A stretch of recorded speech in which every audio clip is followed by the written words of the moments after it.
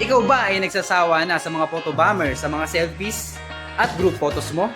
Merong bagong feature si Honor 200 na tiyak makakatulong sa iyo. Okay, let's do the Honor AI Eraser. Gang gang! Yun na nga guys, try natin yung AI Eraser, the Honor 200. Try natin sa kanya number.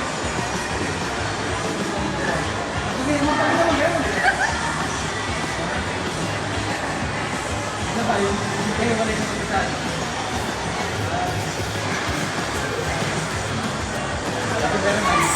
So ito na nga guys yung Honor 200 natin.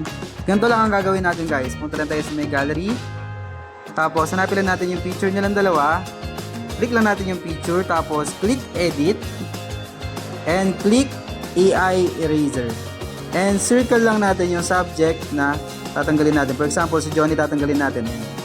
Click lang natin yan. Tapos magiging progress na siya. Yung AI Eraser in progress na. Tapos magbabanish na yung na-circle natin na subject. Ayan na siya. Ayan na. Ayan na. Amazing, di ba? Amazing.